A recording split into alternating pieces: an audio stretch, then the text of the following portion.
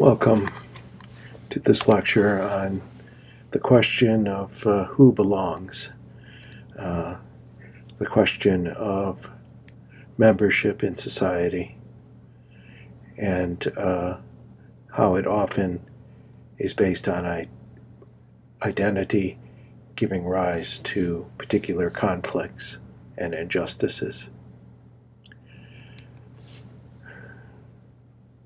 To begin, we can place this question of who belongs in the larger context of basic sources of conflict.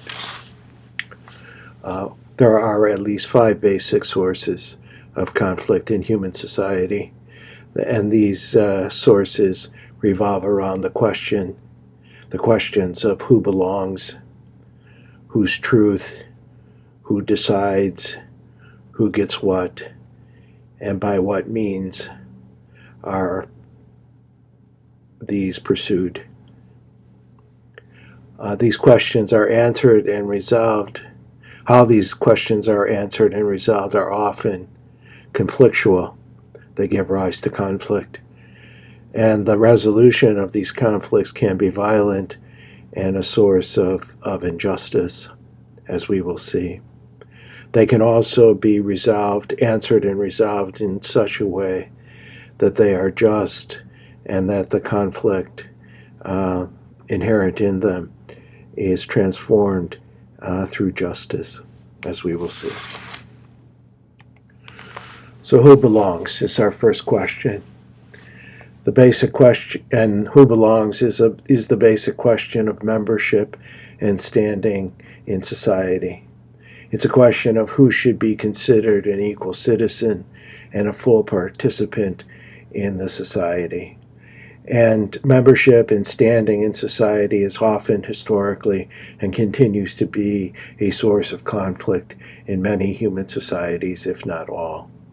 And often how it's resolved, privileging some people over others, constitutes matters of injustice. The question of membership and standing is grounded in a basic demand for recognition and respect of one's inner dignity. And this goes back to the ancient Greeks who believed, and correctly believed, that all human beings had a desire for recognition and respect.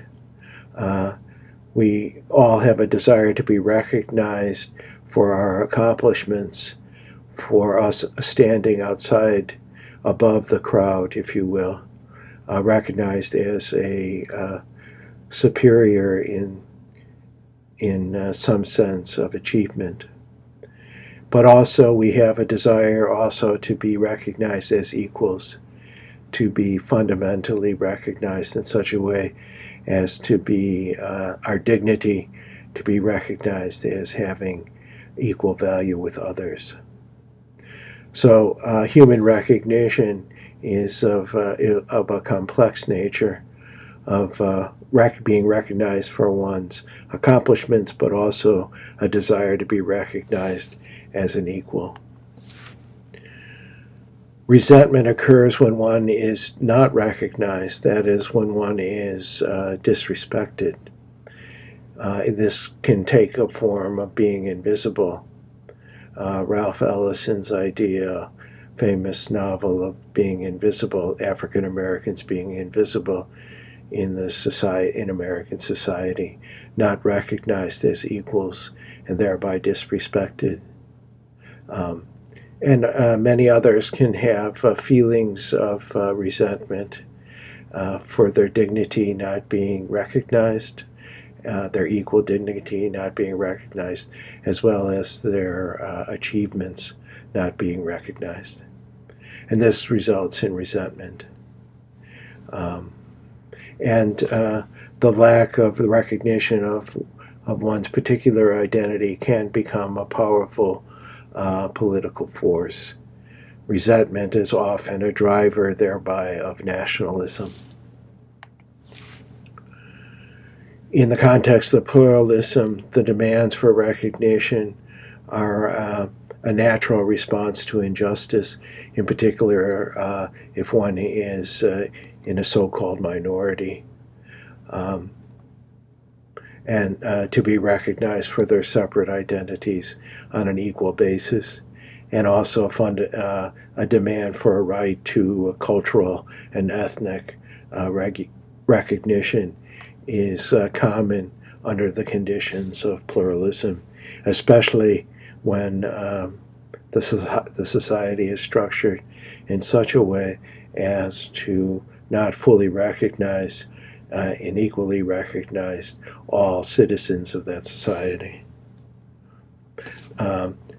These demands can take various forms in terms of social movements as nonviolent social movements, for example, the feminist movement, as well as recently the Black Lives Matter movement. Going back further, the civil rights movement was grounded in a demand for the recognition of equal dignity. Nationalism is a prominent answer to the question of who belongs.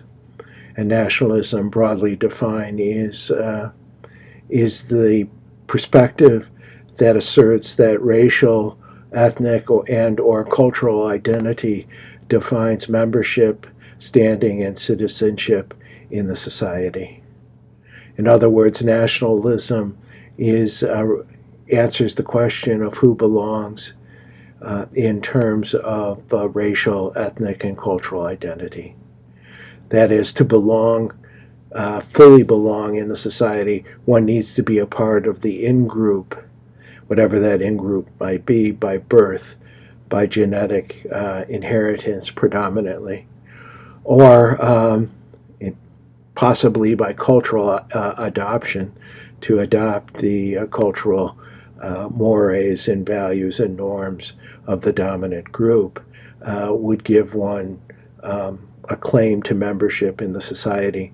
However, culture is often interconnected with racial and ethnic identity under the purview of nationalism. So even if one is culturally adopts the dominant group's values and beliefs, if one is not a member of the in-group by birth, then one's membership tends to always be suspect. One never achieves fully equal status. So in other words, in nationalism, the nationalist answer to who belongs is to define membership in terms of a particular identity, often connected to race. Now, race is not a biological conception. Race is not biological. It has no place. It has no meaning in the biological sciences. Biology speaks of species and not races per se. So all human beings are members of the same species from a biological point of view. Therefore, racial identity and ethnic identity is a social construction. Racism is a social construction. Racial identity is socially constructed. So it's a framework, it's a construct. Nationalism is a construct based and grounded in a construct of race and ethnicity that is a way of defining and thereby excluding membership, excluding certain groups of people from full membership in the society. Nationalism, the nationalist response, the ethnic identity response to the question of membership is grounded in some basic psychological phenomenon. There is a strong tendency in the human being for in-group bias and out-group hostility. There is a significant tendency in the human experience and the human psyche towards tribalism, towards favoring one's in-group, however that in-group is defined. In the case of nationalism, it's defined, the in-group is defined in terms of race and ethnicity, and therefore to be if there's a dominant racial group, socially constructed dominant racial group, then there's a bias in favor of that racial group. In the case of American history, that group has been white, persons of European descent. And along with in-group bias, we have out-group hostility. The out-group is always viewed with hostility, with suspicion, with trepidation and fear and ignorance. In a classic social psychology study, Sharif and his colleagues in 1954 set up an experiment which uncovered the strong tendency towards in-group bias. And the experiment was they took a group of teenage adolescent boys on a camping trip. And these boys came, they were white, middle class, from the same community, same social economic status, same religious beliefs. They were very similar in their identity. However, once they got to the camp, they were divided into groups, into two groups, the Rattlers and the Eagles. And these two groups, the Rattlers and the Eagles, were set up to be in competition with each other. And as soon as they were pitted against each other in competition, very simple competitions, they became hostile towards each other. In-group bias emerged in the Rattlers and Eagles, and with it out-group hostility. It became so apparent that the experimental situation had to be cut short in order to keep the participants in a safe position. So there is a fundamental tendency, seemingly in the human psyche, for favoring one's own group and being hostile towards others. And this is a driver, a deep psychological driver of nationalism. Now, as it turns out, we have multiple social identities. And when we have not only racial, but intellectual, philosophical, religious, gender, sexual orientation, various kinds of affiliations that we identify with. We have multiple social identities. But when those identities become aligned, when they all match up, or in the technical term, sorted, then the power of identity to shape the person's perception, judgment, and emotion is significantly increased. Conversely, when our multiple social identities are cross-cutting, that is, that they're not aligned, they're varied, then the driving power of identity is reduced. For example, if our identity is of white male, politically conservative, fundamentalist Christian, a member of the Republican Party, etc., when those all align into one, then into one identity, when those identities become aligned, then the identity becomes very strong in terms of shaping one's perception and judgment. Conversely, if we're a white male, but a gay white male, but having conservative political perspectives and being non-religious, then the identity becomes less of a factor in terms of shaping one's perception and one's judgment. The very important thing here is that when social group identities are aligned with a political party or a political faction, then partisan victory becomes the sole priority, to the neglect of social cooperation and to the neglect of the common good. Winning becomes prominent when one's social identity is aligned with one's political identity. In a sense, one becomes confined within a particular position and more susceptible to confirmation bias. That is, for cherry picking facts and evidence, as we'll discuss in a future lecture. Confirmation bias is the selective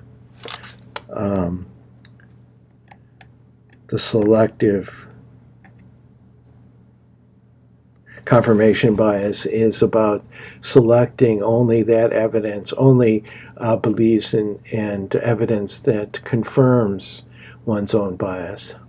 We'll talk more about that as we proceed. But when social and political identity become aligned, one becomes positionally confined, and thereby one becomes much more partisan in one's political activity. And that leads to polarization and conflict. Polarization, as suggested, that leads to polarization and the potential of cooperation, reasonable disagreement, compromise, and toleration sharply decline. Even when there exists significant agreement in terms of policy, identity-based political polarization seems to prevail, and that results in in-group victory being the priority over the common good. To win, to prevail over the out-group becomes the sole priority, even if there's agreement in terms of policy. And this kind of political polarization gives rise to anger-driven political activism instead of reason-driven participation. We saw this on display on January 6, 2021, when a group of very anger-driven political activists stormed the U.S. Capitol. They were driven by an in-group orientation, and to win over the out-group was their sole purpose. And they were blind to other considerations, unfortunately. And therefore, civil discourse, civil political participation breaks down into division and possibly even into direct violence.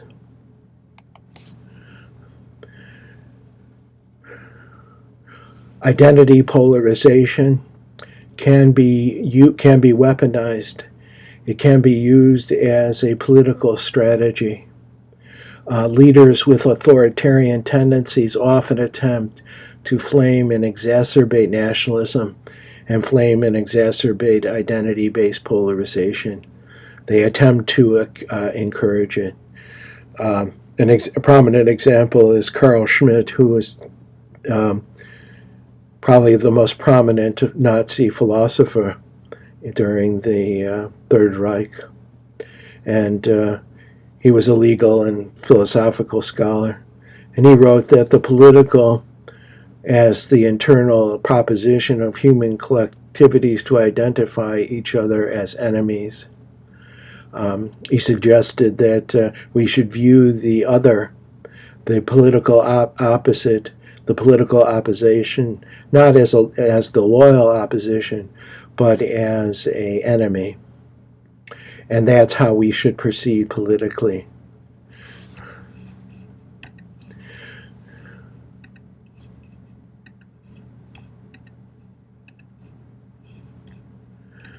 That's how we should proceed politically. An enemy exists only when at least potentially one fighting collectivity of people confronts a similar collectivity. So Schmidt was famously advocated that we view politics not as a reasonable discourse and reasonable deliberation, but as a fight between enemies. Newt Gingrich, in 1994, as Speaker of the House of Representatives, sent a memo to his fellow Republicans, and he advocated in that memo to use language in describing Democrats in a pejorative way. Use words like betray, bizarre, decay, destroy, devour, greed, lie, pathetic, radical, shame, sick, steal, etc. Gingrich was advocating as a political strategy to demonize the opposition and thereby to paint them as illegitimate and not and disloyal to the nation. This began this 1994 in recent American politics began a very significant trend towards political polarization based upon in-group bias and out-group hostility. That is polarizing political and social identities.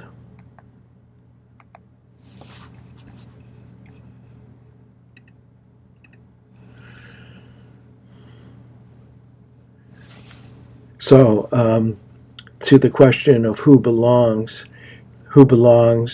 is a fundamental question of social life and association of society, and it can be resolved in such a way as to lead to conflict and to resolutions can lead to inequality, unjust exclusion of certain groups from full participation in standing in the society. A just resolution of belonging conflicts, however, is possible, and it rests on two fundamental features. One is a shared political identity, independently of one's social identity, and the affirmation of respect-based tolerance. So that the first element is a superordinate political creedal identity, that we ground membership in the acceptance and affirmation not of a particular race or ethnicity, but in shared political principles, values, and ideals. Abraham Lincoln put forth this idea that civic commitment replaced bloodlines as the text of citizenship. President Franklin Roosevelt stated, Americanism is a matter of the mind and heart. Americanism is not and never was a matter of race and ancestry. A good American is one who is loyal to his country and to our creed of liberty and democracy. The historian Arthur Schlesinger stated, yet what has held the American people together in the absence of a common ethnic origin has been precisely a common adherence to ideals of democracy and rights. What this points to is that what a more just and less conflictual answer to the question of who belongs is to define membership not in terms of race or ethnicity or culture as such, but to define membership in the society to the acceptance and affirmation of political principles. The mechanism is for translating a plurality, a diversity, into a union is the American creed, so to speak. That is the basic values and principles of our constitutional democracy. And so a political identity based in principle rather than a social and political identity based in ethnicity is a potential just answer to the question of who belongs. It's a counter. It counters nationalism. It's a democratic, small d, Republican, small r, answer to membership, as opposed to the nationalist ethnic identity answer to who belongs. A second feature is toleration or tolerance. That tolerance of differences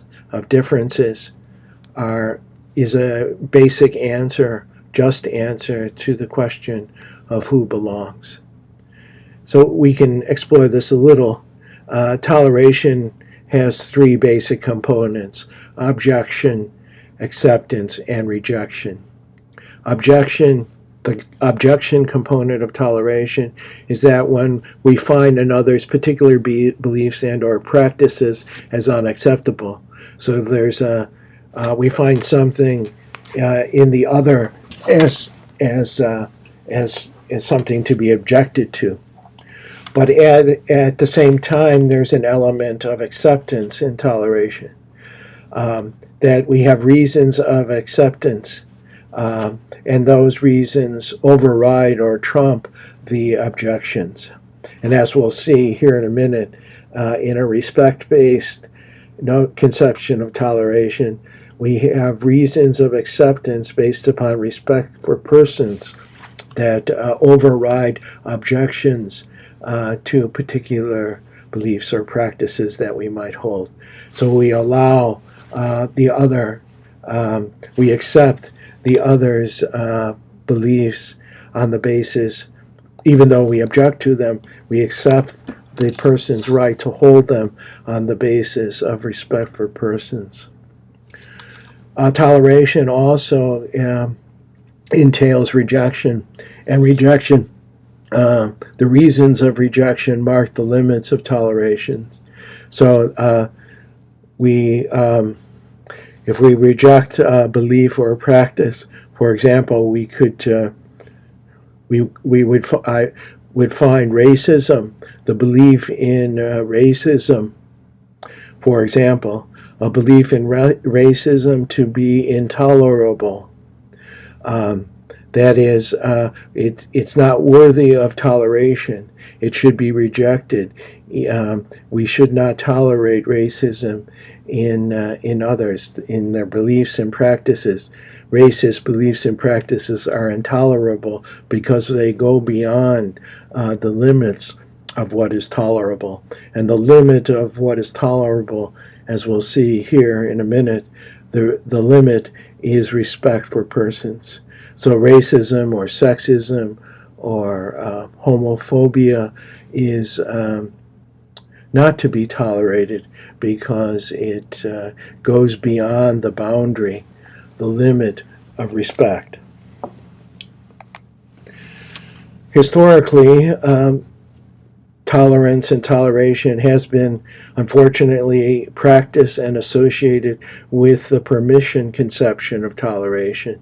And the permission conception of toleration is a relation between a dominant authority and or a majority and a minority or minorities. The authority, the majority, grants qualified permission to the minority to live according to their own beliefs and practices. This kind of toleration is conditional. It's contingent upon the acceptance of the power of the majority. The minority accepts its dependent and subordinate position. Loyalty and subservience are the price for protection in the society. And therefore, the terms of toleration in the permission conception are non-reciprocal. They don't. There's no reciprocity between the parties, and therefore it's permission-based. This kind of toleration is repressive. To be tolerated in this sense is to accept inequality and a subordinate position vis-a-vis the majority. And it is also disciplining.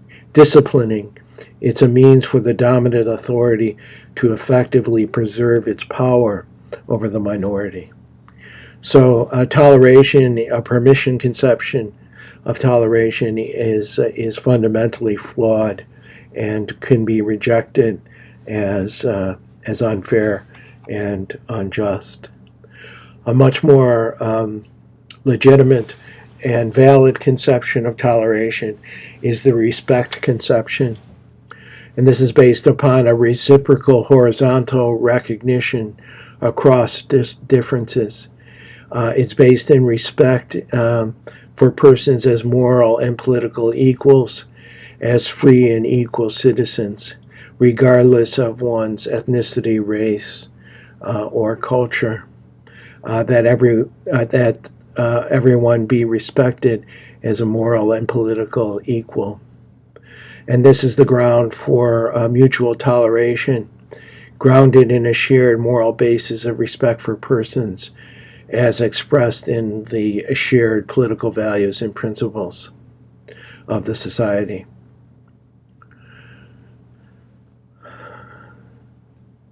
The difference in conceptions of toleration, respect, and permission conceptions lies in the way the limits of toleration are drawn, on the basis of particular identities or on the basis of shared principle. So a respect conception of toleration can be a just way of resolving conflicts around membership, around ethnic and racial diversity. And that, so there's a linkage, interconnection between toleration, respect-based toleration, and the affirmation and acceptance of a superordinate creedal political identity, a affirmation that membership is based not in ethnicity or race, but membership should be based in the acceptance and affirmation of shared political values and principles. In conclusion, the question of who belongs was our subject for today, and that is a basic question of membership and standing in society. It asks who should be an equal citizen and a full participant in the society.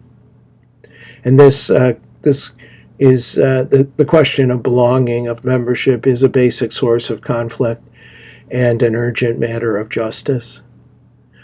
Nationalism and identity-based membership we explored as leading to both potential conflict as well as unfair exclusion of certain members of the society.